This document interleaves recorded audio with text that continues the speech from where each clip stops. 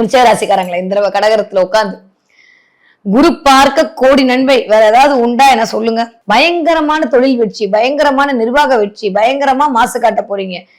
நிறைய பேர் நீங்க படிக்கிற குழந்தையா இருந்தா வேற மாதிரி படிக்க போறீங்க. நான் தான் ஒரே வார்த்தை சொல்லிட்டேனே. அப்படியே இது வரைக்கும் அமைதியா இருந்த நீங்க அப்படியே எருமலையா சீர போறீங்க.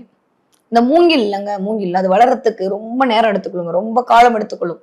ஆனா ஒரு தடவை வளர ஆரம்பிச்சிருச்சுன்னா அப்படி விஸ்வரூப வெற்றியா தான் வந்து நிக்கும். அந்த மாதிரி இந்த தடவை மூங்கில் மாதிரி இருக்க போறீங்க விருச்சிக ராசிக்காரங்க. 10 வருஷமா 12 வருஷமா நீங்க இருந்த அமைதியெல்லாம் அப்படி எப்படி எப்படி எப்படி இருந்ததெல்லாம் அப்படி மாறி டக்குன்னு நீங்க என்னடா இவன் இப்படி வளர்ந்துட்டானே அப்படின்னு அடுத்தவங்க பார்த்து வியக்கிற வண்ணம் உங்களுடைய வளர்ச்சி என்பது பிரம்மாண்ட வளர்ச்சியாக இருக்க போயிருது. நான் சும்மா பூசி முழுகிறதுக்கெல்லாம் சொல்லலைங்க. எனக்கு என்ன கிடைக்க போகுது? விருச்சிக ராசிக்காரங்க நல்லா இருந்தா நான் நல்லா இருக்க போறேன், அவ்வளவுதான்.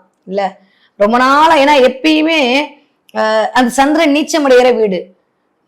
ரொம்ப ஒரு விஷயத்த ரொம்ப போராடி பெயர் புகழுக்காக ரொம்ப போராடி செய்யற காரத்துக்கு சரியான ஒரு ரெகனேஷன் கிடைக்காம ரொம்ப வேலையா செஞ்சுக்கிட்டு ஒரு மாதிரி நிறைய ட்ரை அகைனா பண்ணி பண்ணி பண்ணி பண்ணி வாழ்வியலுடைய ஒட்டு மொத்த அனுபவத்தையும் கையில வச்சுட்டு இருக்கக்கூடிய ஒரு ஆட்களாக யார் இருப்பாங்கன்னா விருச்சிக ராசிக்காரங்க தான் இருப்பாங்க.